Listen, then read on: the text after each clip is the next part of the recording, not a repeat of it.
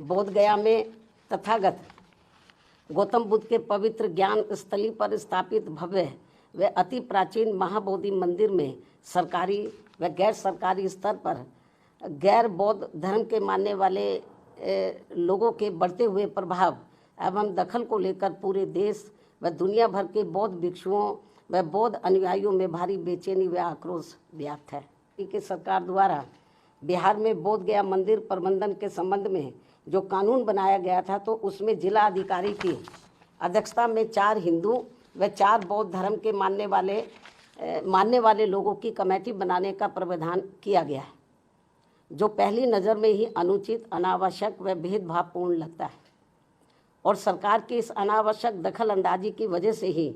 वहाँ महाबोधि मंदिर में पूजा पाठ, देख रेख, संपत्तियों के संरक्षण, उसका रखरखाव व साफ सफाई आदि के साथ ही लाखों तीर्थ यात्रियों की सुख सुविधा आदि को लेकर भी स्थिति लगातार असहज व तनावपूर्ण सी बनी रहने की आम शिकायत है, जिसकी वजह से बौद्ध धर्म के मानने वालों की ये मांग है कि महाबोधि मंदिर की पवित्रता को पूरी तरह से बनाए रखने तथा इसकी सही से देखभाल के लिए ये जरूरी है कि मंदिर में पूजा पाठ, उसकी सुरक्षा व संरक्षण आदि की पूरी जिम्मेवारी बौद्ध भिक्षुओं व बौद्ध धर्म के अनुयायियों को ही सौंपी जाए। ये कांग्रेस की बहुत बड़ी गलती रही है। इससे फिर अनावश्यक परेशानी व विवाद से बचा जा सकता था, किंतु अब जबकि ये मामला काफ़ी तूल पकड़कर भारी विवाद का रूप धारण कर चुका है, तो ऐसे में केंद्र व बिहार की एनडीए सरकार को इसमें तत्काल आवश्यक सुधार जरूर करना चाहिए।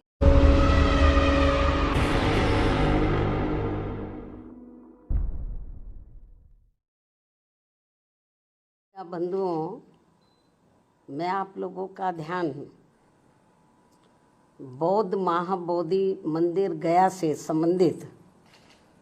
बोधि गया टेम्पल एक्ट 1949 का अपने देश में व पूरी दुनिया में भी, और साथ ही अभी हाल ही में संसद से पास हुए वक्फ विधेयक का भी पूरे देश में हो रहे विरोध को भी लेकर कुछ ज़रूरी बातों की तरफ दिलाऊं। लेकिन उससे पहले मैं आज से 3 दिन के बाद दिनांक 14 अप्रैल को भारतीय संविधान के मूल निर्माता व दलितों एवं अन्य उपेक्षित वर्गों के मसीहा परम पूज्य बाबा साहब डॉक्टर भीमराव अंबेडकर की जो जयंती है, तो उनको आज एडवांस में ही सबसे पहले मैं अपनी व पार्टी की तरफ से पूरे तहे दिल से अपने श्रद्धा सुमन अर्पित करती हूँ, जिन्होंने कदम कदम पर अनेकों कष्ट झेलकर अपनी पूरी जिंदगी इस देश में सदियों से जातिवादी व्यवस्था के शिकार रहे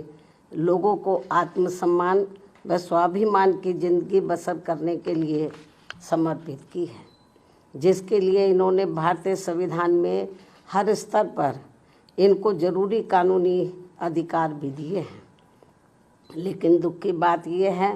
कि उनका केंद्र व राज्यों की अब तक रही अधिकांश सरकारों में अभी तक भी इन्हें पूरा लाभ नहीं मिल पा रहा है, जिसकी खास वजह से ही बाबा साहब डॉक्टर भीमराव अंबेडकर के बताए हुए रास्तों पर चलकर मान्यवर श्री कांशीराम जी ने उनके जन्मदिन के शुभ अवसर पर अर्थात दिनांक 14 अप्रैल सन 1984 को बहुजन समाज पार्टी के नाम से राजनीतिक पार्टी का विधिवत गठन किया, और फिर इस पार्टी के जरिए ही पूरे देश में इनके अनुयायियों को अपने पैरों पर खड़े करने का निरंतर प्रयास भी जारी रखा और अभी भी है। जबकि पिछले कुछ वर्षों से कांग्रेस, बीजेपी व अन्य जातिवादी पार्टियां खासकर बाबा साहब के जन्मदिन के मौके पर उनके अनुयायियों के वोटों को लुभाने के लिए जो किस्म किस्म के हथकंडे इस्तेमाल कर रही हैं और इस बार भी कर रही हैं, तो उनके बहकावे में ना आकर इन्हें अपनी एकमात्र हितैषी पार्टी बीएसपी के बताए हुए रास्तों पर चलकर ही उनके अधूरे रहे कारवां को मंजिल तक जरूर पहुंचाना है। इतना ही नहीं बल्कि बाबा साहब ने अपने आखिरी समय में दिनांक 14 अक्टूबर सन 1956 को अपने अपार अनुयायियों के साथ धर्म परिवर्तन करके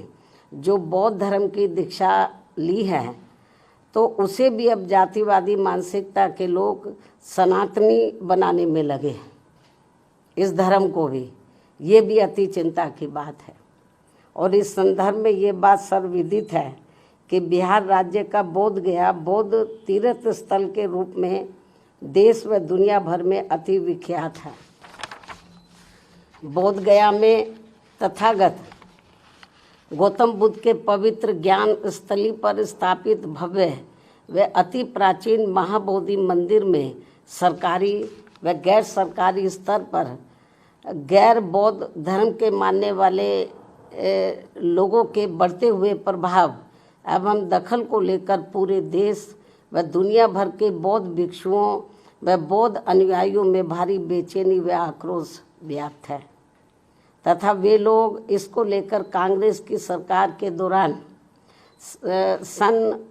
1949 में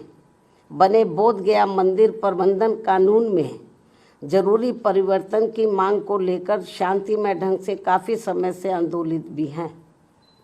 ये कांग्रेस के समय में ये कानून बना था। उल्लेखनीय है कि देश की आज़ादी के बाद कांग्रेस पार्टी की सरकार द्वारा बिहार में बोध गया मंदिर प्रबंधन के संबंध में जो कानून बनाया गया था, तो उसमें जिला अधिकारी की अध्यक्षता में 4 हिंदू व 4 बौद्ध धर्म के मानने वाले लोगों की कमेटी बनाने का प्रावधान किया गया है,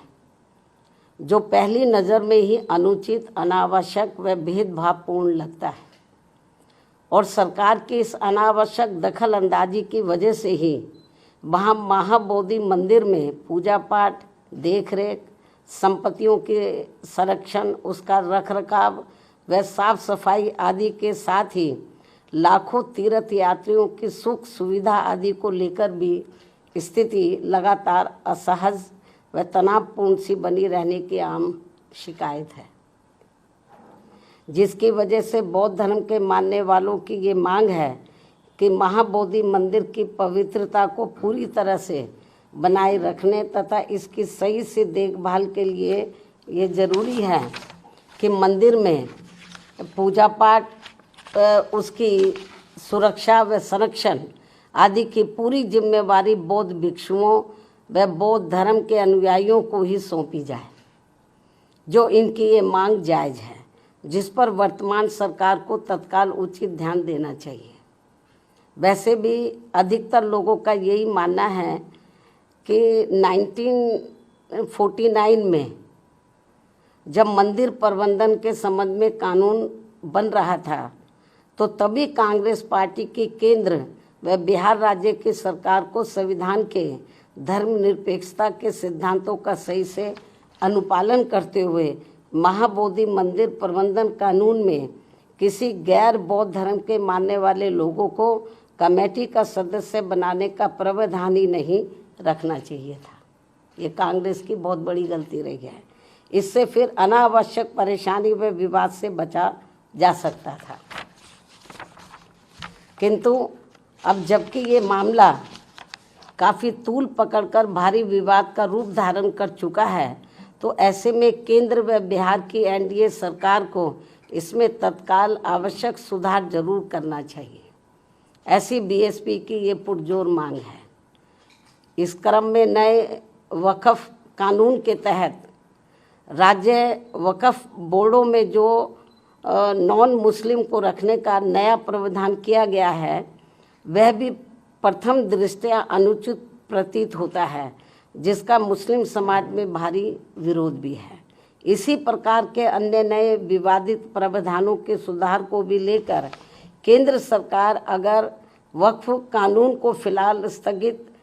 करते हुए उस पर समुचित पुनर्विचार करती है, तो ये बेहतर होगा। अर्थात इन सभी मामलों में सरकार जरूर ध्यान दे, बीएसपी की पुनः ये मांग है। इसके अलावा भारत में भारतीयों की सुरक्षा के लिए केंद्र में सभी राज्य सरकारों को आतंकियों के विरुद्ध अपने अपने राजनीतिक स्वार्थ को छोड़कर भारतीय कानून के तहत निष्पक्ष, ईमानदार व सख्त कानूनी कार्रवाई करनी चाहिए या इनके द्वारा होनी चाहिए, तो ये देश व यहाँ के नागरिकों के हित में होगा। इन्हीं जरूरी बातों के साथ ही अब मैं अपनी बात यहीं समाप्त करती हूँ। धन्यवाद। जय भीम व जय भारत।